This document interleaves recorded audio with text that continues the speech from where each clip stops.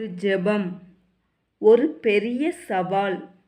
நூற்றுக்கணக்கான மக்களின் முன்னால் உண்மையான தேவன் யார் என்பதை நிரூபிக்க வேண்டிய நேரம். வானத்திலிருந்து அக்கினி இறங்குமா? இன்று 1 ராஜாக்கள் 18 விசுவாசத்தின் வல்லமையையும் ஜெபத்திற்கு தேவன் அளிக்கும் பதிலையும் காண்போம். அநேக நாள் சென்று 3ஆம் வருஷமாகையில் கர்த்தருடைய வார்த்தை எலியாவுக்கு உண்டாகி, நீ போய் ஆகாபுக்கு உன்னை காண்பி, நான் தேசத்தின் மேல் மழையை கட்டளையிடுவேன் என்றார்.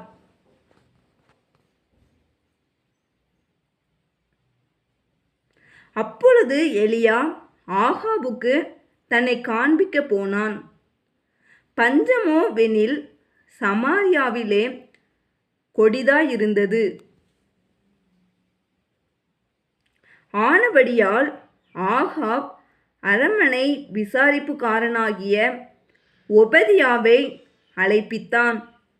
ஒபதியா கர்த்தருக்கு மிகவும் பயந்து நடக்கிறவனாயிருந்தான். யேசபேல் கர்த்தரின் தீர்க்கதரிசிகளை சங்கரிக்கிறபோது ஒபதியா 100 தீர்க்கதரிசிகளை சேர்த்து அவர்களை கெபிக்கு 50 பேராக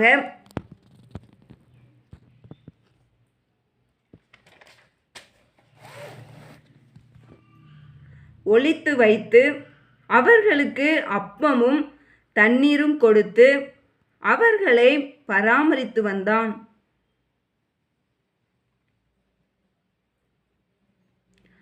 ஆகாப் ஒபதியாவை பார்த்து, நீ தேசத்தில் இருக்கிற எல்லா நீரூற்றுகளிடத்திலும் எல்லா ஆறுகளிடத்திலும் போ, நாம் சகல மிருக ஜீவன்களையும் சாக கொடாமல் குதிரைகளையும் கோவேறு கழுதைகளையுமாவது உயிரோடே காப்பாற்றும்படிக்கு நமக்கு புல் அகப்படுமா என்று பார் என்றான். அப்படியே தேசத்தை சுற்றி பார்க்கும்படி அதை பகுத்து கொண்டு ஆகாப் ஒரு வழியாயும் ஒபதியா வேறொரு வழியாயும் போனார்கள். ஒபதியா வழியில் போகும்போது எலியா அவனுக்கு எதிர்பட்டான். அவன் இவனை இன்னான் என்று அறிந்து முகங்குப்புற விழுந்து, நீர் என் ஆண்டவனாகிய எலியா அல்லவா என்று கேட்டதற்கு அவன், நான் தான், நீ போய் இதோ எலியா வந்திருக்கிறான் என்று உன் ஆண்டவனுக்கு சொல் என்றான். அதற்கு அவன், ஆகாப் என்னை கொன்று போடும்படிக்கு நீர் உமது அடியானை அவன் கையில் ஒப்பு கொடுக்க நான் என்ன பாவம் செய்தேன்? உம்மை தேடும்படி என் ஆண்டவன் மனுஷரை அனுப்பாத ஜாதியும் ராஜ்யமும் இல்லை என்று உம்முடைய தேவனாகிய கர்த்தரின் ஜீவனை கொண்டு சொல்லுகிறேன். நீர் இல்லை என்று அவர்கள் சொன்னபோது அவன் அந்த ராஜ்யத்தையும் அந்த ஜாதியையும் உம்மை காணவில்லை என்று சத்தியம் வாங்கி கொண்டான். இப்போதும் நீ போய் உன் ஆண்டவனுக்கு இதோ எலியா வந்திருக்கிறான் என்று சொல் என்று நீ சொல்லுகிறீரே. நான் உம்மை விட்டு போன உடனே ஒருவேளை கர்த்தருடைய ஆவியானவர் உம்மை எடுத்து நான் அறியாத இடத்திற்கு கொண்டு போவார். அப்பொழுது நான் ஆகாபிடத்திற்கு போய் அறிவித்த பின்பு அவன் உம்மை காணாவிட்டால் என்னை கொன்று போடுவானே. உமது அடியானாகிய நான் சிறுவயது முதல் கர்த்தருக்கு பயந்து நடக்கிறவன். யேசபேல் கர்த்தரின் தீர்க்கதரிசிகளை கொன்று போடுகிற போது நான் கர்த்தருடைய தீர்க்கதரிசிகளில் 100 பேரை ஒவ்வொரு கெபியிலே 50 பேராக ஒளித்து வைத்து அவர்களுக்கு அப்பமும் தண்ணீரும் கொடுத்து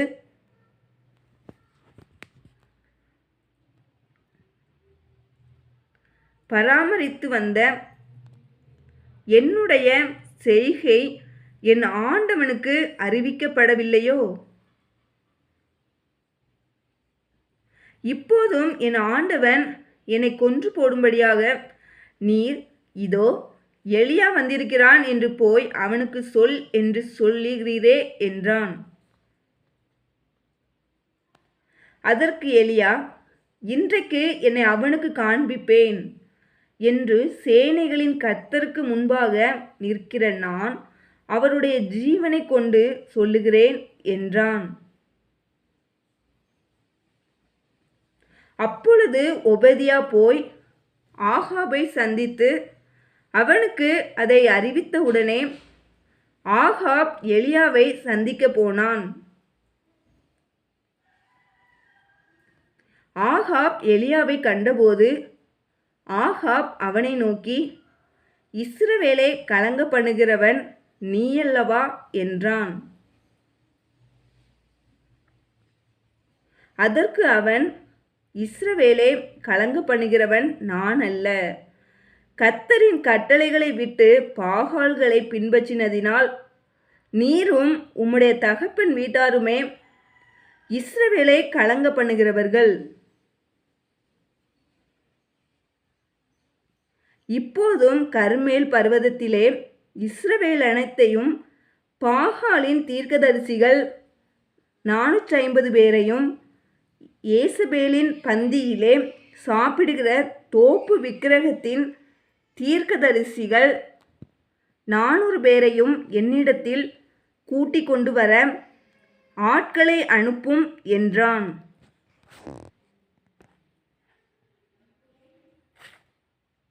அப்படியே ஆகாப் இஸ்ரவேல் புத்திரர் எல்லாரிடத்திலும் ஆட்களை அனுப்பி கர்மேல் பர்வதத்திலே அந்த தீர்க்கதரிசிகளை கூடி வரும்படி செய்தான்.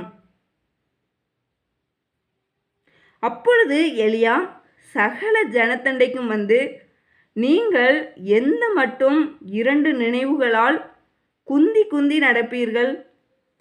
கர்த்தர் தெய்வமானால் அவரை பின்பற்றுங்கள், பாகால் தெய்வமானால் அவனை பின்பற்றுங்கள் என்றான். ஜனங்கள் பிரதியுத்தரமாக அவனுக்கு ஒன்றும் சொல்லவில்லை. அப்பொழுது எலியா ஜனங்களை நோக்கி, கர்த்தரின் தீர்க்கதரிசிகளில் மீந்திருக்கிறவன் நான் ஒருவன், பாகாலின் தீர்க்கதரிசிகளோ 450 பேர். இப்போதும் 2 காளைகளை எங்களிடத்தில் கொண்டு வரட்டும். ஒரு காளையை அவர்கள் தெரிந்து கொண்டு அதை சந்து சந்தாக துண்டித்து நெருப்பு போடாமல் விறகுகளின் மேல் வைக்க கடவர்கள். நான் மற்ற காளையை அப்படியே செய்து நெருப்பு போடாமல் விறகுகளின் மேல் வைப்பேன். நீங்கள் உங்கள் தேவனுடைய நாமத்தை சொல்லி கூப்பிடுங்கள், நான் கர்த்தருடைய நாமத்தை சொல்லி கூப்பிடுவேன். அப்பொழுது அக்கினியினால் உத்தரவு அருளும் தெய்வமே தெய்வம் என்றான். அதற்கு ஜனங்கள் எல்லாரும், இது நல்ல வார்த்தை என்றார்கள். அப்பொழுது எலியா பாகாலின் தீர்க்கதரிசிகளை நோக்கி, நீங்கள் அநேகரானதால் நீங்களே முந்தி ஒரு காளையை தெரிந்து கொண்டு அதை ஆயத்தம் பண்ணி நெருப்பு போடாமல் உங்கள் தேவனுடைய நாமத்தை சொல்லி கூப்பிடுங்கள் என்றான். தங்களுக்கு கொடுக்கப்பட்ட காளையை அவர்கள் வாங்கி அதை ஆயத்தம் பண்ணி, பாகாலே எங்களுக்கு உத்தரவு அருளும் என்று காலை தொடங்கி மத்தியானம் மட்டும் பாகாலின் நாமத்தை சொல்லி கூப்பிட்டார்கள். ஆனாலும் ஒரு சத்தமும் பிறக்கவில்லை, மறு உத்தரவு கொடுப்பாரும் இல்லை. அவர்கள் கட்டின பலிபீடத்திற்கு எதிரே குதித்து ஆடினார்கள். மத்தியான வேளையிலே எலியா அவர்களை பரியாசம் பண்ணி, உரத்த சத்தமாய் கூப்பிடுங்கள், அவன் தேவனாமே. அவன் தியானத்தில் இருப்பான், அல்லது அலுவலாயிருப்பான், அல்லது பிரயாணம் போயிருப்பான், அல்லது தூங்கினாலும் தூங்குவான். அவனை எழுப்ப வேண்டியதாக்கும் என்றான்.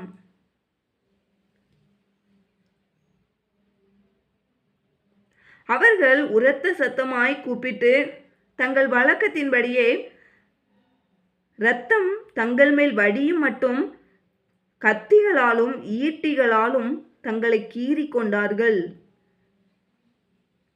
மத்தியான வேளை சென்ற பின்பு அந்தி பலி செலுத்தும் நேரமட்டாக சன்னதம் சொல்லிக் கொண்டிருந்தார்கள். ஆனாலும் ஒரு சத்தமும் பிறக்கவில்லை. மறு உத்தரவு கொடுப்பாரும் இல்லை, கவனிப்பாரும் இல்லை. அப்பொழுது எலியா சகல ஜனங்களையும் நோக்கி, என் கிட்டே வாருங்கள் என்றான். சகல ஜனங்களும் அவன் கிட்டே வந்தபோது தகர்க்கப்பட்ட கர்த்தருடைய பலிபீடத்தை அவன் செப்பனிட்டு, உனக்கு இஸ்ரவேல் என்னும் பேர் இருப்பதாக என்று சொல்லி, கர்த்தருடைய வார்த்தையை பெற்ற யாக்கோபுடைய குமாரரால் உண்டான கோத்திரங்களுடைய இலக்கத்தின்படியே 12 கற்களை எடுத்து அந்த கற்களாலே கர்த்தருடைய நாமத்திற்கென்று ஒரு பலிபீடத்தை கட்டி, பலிபீடத்தை சுற்றிலும் தானியம் அளக்கிற 2 படி விதைக்கத்தக்க இடமான ஒரு வாய்க்காலை உண்டாக்கி, விறகுகளை அடுக்கி, ஒரு காளையை சந்து சந்தாக துண்டித்து விறகுகளின் மேல் வைத்தான். பிற்பாடு அவன், நீங்கள் 4 குடம் தண்ணீர் கொண்டு வந்து சர்வாங்க தகன பலியின் மேலும் விறகுகளின் மேலும் ஊற்றுங்கள் என்றான். பின்பு 2ஆம் தரமும் அப்படியே ஊற்றுங்கள் என்றான். 2ஆம் தரமும் ஊற்றினார்கள். அதற்கு பின்பு 3ஆம் தரமும் அப்படியே ஊற்றுங்கள் என்றான். 3ஆம் தரமும் ஊற்றினார்கள். அப்பொழுது தண்ணீர் பலிபீடத்தை சுற்றிலும் ஓடினது. வாய்க்காலையும் தண்ணீரால் நிரப்பினான்.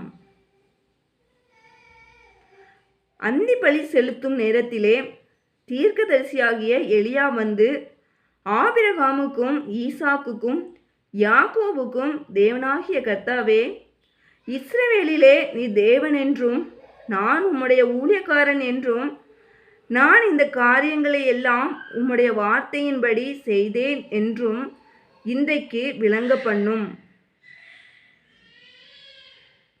கர்த்தாவே, நீ தேவனாகிய கர்த்தர் என்றும் தேவரே தங்கள் இருதயத்தை மறுபடியும் திருப்பினீர் என்றும் இந்த ஜனங்கள் அறியும்படிக்கு என்னை கேட்டருளும் என்றான். அப்பொழுது கர்த்தரிடத்தில் இருந்து அக்கினி இறங்கி அந்த சர்வாங்க தகன பலியையும் விறகுகளையும் கற்களையும் மண்ணையும் பற்றித்து வாய்க்காலில் இருந்த தண்ணீரையும் நக்கி போட்டது. ஜனங்கள் எல்லாரும் இதை கண்டபோது முகங்குப்புற விழுந்து, கர்த்தரே தெய்வம், கர்த்தரே தெய்வம் என்றார்கள். அப்பொழுது எலியா அவர்களை நோக்கி, நீங்கள் பாகாலின் தீர்க்கதரிசிகளில் ஒருவனும் தப்பி போகாதபடிக்கு அவர்களை பிடியுங்கள் என்றான். அவர்களை பிடித்தபோது எலியா அவர்களை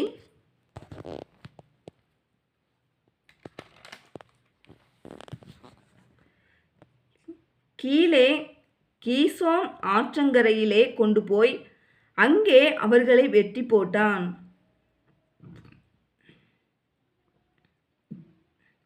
பின்பு எலியா ஆகாபை நோக்கி, நீர் போம், போஜன பானம் பண்ணும், பெருமழையின் இரைச்சல் கேட்கப்படுகிறது என்றான்.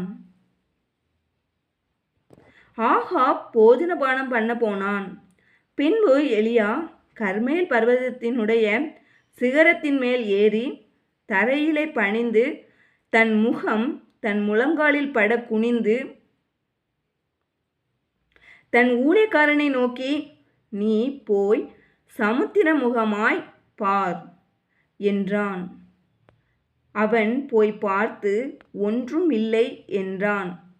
நீ இன்னும் 7 தரம் போய் பார் என்றான். 7ஆம் தரம் இவன், இதோ சமுத்திரத்திலிருந்து ஒரு மனுஷனுடைய உள்ளங்கை அத்தனை சிறிய மேகம் எழும்புகிறது என்றான். அப்பொழுது அவன், நீ போய் ஆகாபை நோக்கி, மழை உம்மை தடை செய்யாதபடிக்கு இரதத்தை பூட்டி போய்விடும் என்று சொல் என்றான். அதற்குள்ளாக வானம் மேகங்களினாலும் காற்றினாலும் கருத்து பெருமழை உண்டாயிற்று. ஆகாப் இரதத்தில் ஏறி யெஸ்ரயேலுக்கு போனான். கர்த்தருடைய கை எலியாவின் மேல் இருந்ததினால் அவன் தன் அறையை கட்டிக்கொண்டு யெஸ்ரயேலுக்கு வரும் மட்டாக ஆகாபுக்கு முன் ஓடினான்.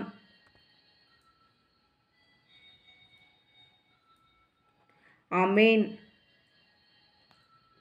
1 ராஜாக்கள் 18 நமக்கு ஒரு உண்மையை நினைவூட்டுகிறது. உண்மையான தேவன் இன்றும் ஜெபங்களுக்கு பதிலளிக்கிறார். விசுவாசத்தோடு அவரை நம்புகிறவர்களை அவர் ஒருபோதும் கைவிட மாட்டார். இந்த வேதாகம வாசிப்பு உங்களுக்கு ஆசீர்வாதமாக இருந்தால் லைக் செய்யுங்கள்.